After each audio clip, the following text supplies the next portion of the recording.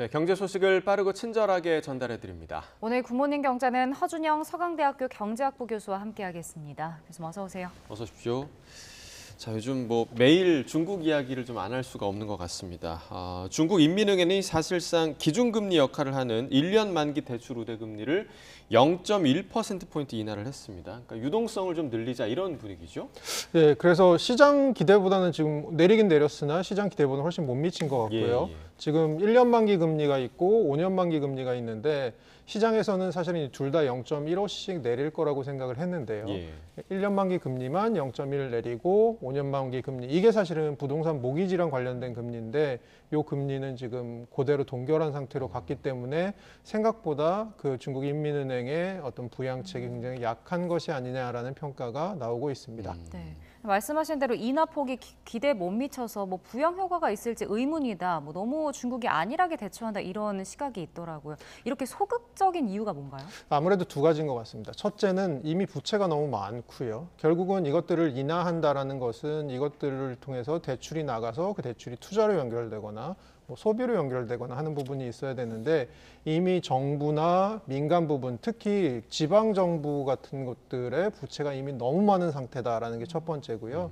두 번째는 이제까지 중국이 위기에 처할 때마다 그 위기를 어떻게 넘겨왔냐 하면 그 지방 정부를 통해서 인프라 투자를 했던 거죠. 고속도로를 짓는다거나 다리를 짓는다거나 이렇게 투자를 해갖고 고용도 창출하고 이렇게 해서 위기를 극복해 왔는데요. 대표적으로 글로벌 금융위기 이후에 중국에서 대대적인 부양책을 하면서 사실은 인플레이션이 굉장히 튀면서 그것이 걱정될 만큼 오히려 반대 효과까지 났었던 적이 있거든요. 예.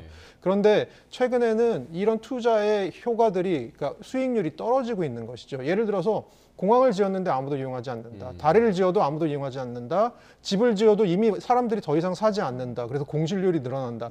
이런 상황이라고 생각을 하시면 될 것 같습니다. 그래서 정부 입장에서는 쉽게 돈을 또 꿔주고 빌려줘서 투자를 다시 하게 할 유인이 굉장히 지금 떨어져 있는 상태인 거죠. 예. 방금 전에 그 지방정부 부채 이야기를 해주셨지만 중국 당국이 이 문제 또 해결을 위해서 우리 돈으로 275조 원을 풀기로 했단 말이죠. 충분한 금액이라고 좀 보시나요? 저는 턱없이 모자란 금액이라고 생각하고요. 이게 이해를 하시기 위해서는 중국 지방정부가 가진 부채 규모가 중국 정부에서 말하기로는 한 6,700조 정도 된다라고 하는데 네. 골드만삭스 같은 글로벌 투자은행에서는 이게 3경원 정도까지 된다고 굉장히 다른 숫자를 내놓고 있거든요. 차이가 굉장히 네, 크네요. 굉장히 큰데요. 중국 정부의 사실은 지방정부의 가장 큰 수입원이 이제까지 뭐였냐? 중국은 사실은 토지를 국가가 갖고 있잖아요. 그래서 그 토지를 한 최장 70년 정도까지 사용할 수 있는 권한을 주면서 수입을 얻었던 게 큽니다. 그게 2021년 기준으로 보면 지방정부 수입의 한 40%를 넘는 절반 정도 가까운 수입인데요. 최근에는 부동산 경기가 얼다 보니까 아무도 토지를 이렇게 불화받아서 그것을 투자하려고 하지 않는 거죠. 그래서 지방정부의 수입이 급감하고 있는 건데요. 예. 지금 말씀하신 277조 정도 되는 75조 정도 되는 금액도 이 채권을 지방정부가 발행할 수 있도록 중앙정부가 해준 건데 그 채권은 새로운 사업 같은 걸 할 수 있는 채권은 아니고요. 기존 채권의 만기가 도래하거나 기존 채권을 자금 상환을 해야 될 때 그 상환을 할 수 있는 정도를 해주는 거거든요. 예. 결국은 부채를 연명할 수 있게 해주는 채권이거든요. 그러면 이 채권이 기능을 하려면 부동산 경기가 다시 좋아지면서 지방정부가 지금 약간 호흡기를 떼지 않고 좀 더 가져가면서 다시 부동산 경기에 온풍이 불면 이때 지방정부 수입이 다시 토지를 불화하는 것으로 또 다시 늘어나는 것이 일어나야 되는데요. 지금은 중국은 사실은 그렇기에는 부동산 경기에 심각한 침체가 보이고 있는 것이죠. 예. 그런 측면에서는 조금 경미한 너무 안일한 조치가 아닌가라고 보고 있습니다. 네. 이렇게 부동산발 위기에다가 어제 중국이 금리를 인하한 소식에 우리 환율도 좀 출렁였습니다. 어제 원달러 환율이 9개월 만에 최고 수준이었죠. 근데 지금 두 가지가 안 좋은 게 같이 벌어지고 있는 것 같은데요. 하나는 미국 연준의 긴축이 생각보다 좀 오래 갈 것 같다. 그러니까 단순히 9월에 금리를 올리건 안 올리건 간에 최종 금리 수준이 높은 상태에서 굉장히 오래 유지될 것 같다라는 게 하나고요. 또 하나는 저희가 지금까지 얘기했듯이 위안화가 약세인 거가 하나에다가 지금 일본도 그 통화를 굉장히 완화적인 통화 정책을 계속해서 유지할 수밖에 없는 상황, 유지할 것이다라고 시장에서 보고 있거든요. 우리 경제가 어떻게 보면 좀 안 좋을 때는 위안화, 엔화가 약세일 때는 또 이쪽에 같이 묶여가는 경향이 있습니다. 대표적으로 올해 초에 중국의 리오프닝 효과가 생각보다 안 나올 때 예. 위안화가 굉장히 떨어졌을 때 우리도 같이 디스카운트를 당했던 적이 있죠. 네. 그래서 지금 우리뿐만이 아니고 지금 동아시아 3국의 환율이 전반적으로 굉장히 그 약세일 수밖에 없는 상황이 놓여 있는 것 같습니다. 네.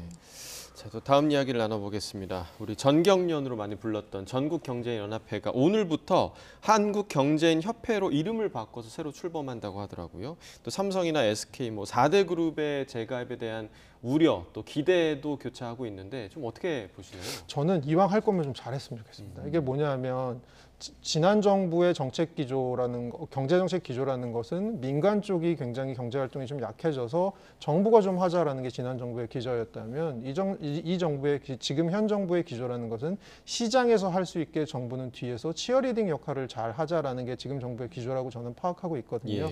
예. 시장이라고 하는 부분이 잘할 수 있도록 하려면 여러 가지가 필요하겠지만 저는 그 중에 하나는 그러한 어떤 시장 안에 있는 기업들의 전반적인 활동들에 대해서 조금 더 긴 시각에서 넓은 시각에서 보는 싱크탱크들이 저는 굉장히 필요한 부분이라고 생각을 하고요.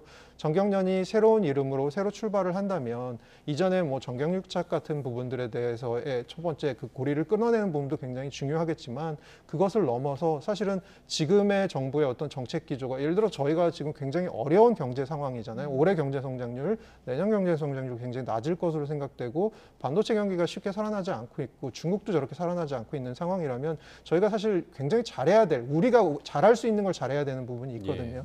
그런 측면에서는 조금 어떤 건강하고 능력을 가진 이런 싱크탱크로 거듭나기를 저는 간절히 바라고 있습니다. 네. 자, 앞서 그 중국 얘기할 때 교수님께서 미국 긴축이 좀 오래 갈 수 있다 이렇게 얘기를 해주셨는데 미국 기준금리가 그래서 앞으로 2020년 수준까지 돌아올 일은 없다 이런 전망도 나오거든요. 그러니까 중립금리가 오른다라는 건데 일단 중립금리가 뭔가요? 금리가 올라가면 경제 활동이 위축되죠. 소비가 줄거나 투자가 줄죠. 그래서 인플레이션이 좀 떨어지죠. 그리고 금리가 떨어지면 금리를 낮추면 경제 활동이 활성화되면서 인플레이션이 발생을 하죠. 그러면 중립금리라는 것은 인플레이션을 발생시키지도 않고 떨어뜨리지도 않는 정도 수준의 금리라는 측면에서 중립금리라고 부르고요. 예. 그러면 그것을 바꿔서 생각하면 경기가 너무 뜨거워지거나 너무 차가워지지 않는 정도로 유지할 수 있는 정도의 금리라고 생각을 하는 건데요. 이 금리는 전반적으로 경제 내에 얼마나 많은 저축들이 있고 사람들이 그 저축들에 대해서 얼마나 많은 자금 수요가 있는지에 따라 결정이 되거든요. 근데 최근에 중립금리가 오르고 있다는 얘기는 미국 정부가 사실은 저희가 알다시피 2000년대 초반 비교해 보면 그때는 GDP 대비 정부 국가 채무 비율이 한 50% 조금 넘었었습니다. 지금은 100%를 넘는 거죠. 그만큼 정부가 많이 자금을 어떻게 요구하고 있다, 요청하고 있다라는 얘기고요. 또 하나는 최근에 친환경 투자 같은 것에 굉장히 막대한 자금들이 또 소요가 되면서 이런 부분들에 대해서 또 자금이 소요되는 부분이 있습니다. 또 고령화도 일어나고 있어서 사실은 고령화들이 은퇴 자금이 부족할 때 이럴 때 또 저축에 대한 수요가 있는, 그러니까 저축을 끌어다 쓸 수요들이 있는 거죠. 이런 것 때문에 그 미국의 중립금리가 최근 들어서 계속 오르고 있다는 얘기가 있고요. 이게 사실은 중요한 이유가 최근에 미국 경제가 이해가 안 되기 때문입니다.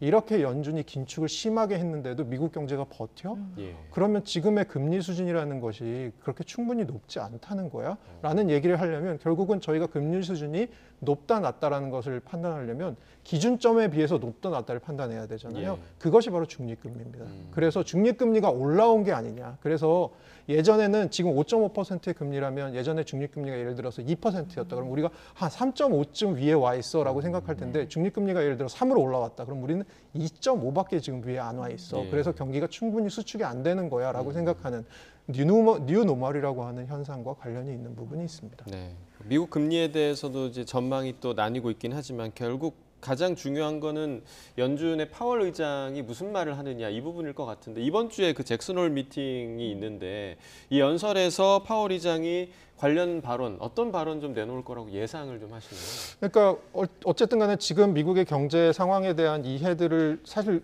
연준 내부에서도 잘 못하고 있는 부분이 왜 이런지 잘 모르겠어라는 부분들이 있을 것 같거든요. 그래서 저는 그런 부분들에 대해서 조금 어떤 시장이나 정책 당국이 갖고 있는 어떤 불확실성을 좀 제거해 주려고 하는 부분이 있을 것 같고요. 작년에는 굉장히 매파적 발언을 해갖고 시장을 놀래켰던 적이 있는데 지금은 인플레이션이 많이 낮아져 있는 상황에서 사실은 저희의 모든 관심은 최종 금리와 그 최종 금리의 지속 수준이 어느 정도일 것이냐가 지금 모든 관심인데 예. 최종 금리는 이번에 동결을 하면 사실은 앞으로 동결을 하기가 올리기가 쉽지 않다고 저는 보는 편이라 5.5라고 예를 들어서 한다면 결국 시장의 관심은 얼마나 이 5.5를 오래 갖고 갈 것이냐 그런 것들에 대해서 지금 시장이 굉장히 알고 싶어 하거든요. 그런 부분들에 대해서 힌트를 또 주는 발언들이 있지 않을까라고 생각하고 있습니다. 예. 네. 마지막 해외 증시도 보겠습니다. 뉴욕 증시는 혼조세를 보였는데 어떤 것들이 영향을 미치나요? 그러니까 두 개인 것 같습니다. 지금 기다리고 있는 게 두 개인데 하나는 말씀하신 파월 의장의 잭슨홀 발언이 하나 있고요. 그다음에 지금 미국 주식시장의 가장 큰 플레이어가 돼버린 엔비디아 실적 발표가 조만간 있습니다. 그래서 이것들을 대기하면서 지금 혼조세가 조금 나타나고 있는 것으로 보입니다. 네, 알겠습니다. 네, 굿모닝 경제 허준영 교수와 경제 이야기 나눠봤습니다. 고맙습니다. 고맙습니다.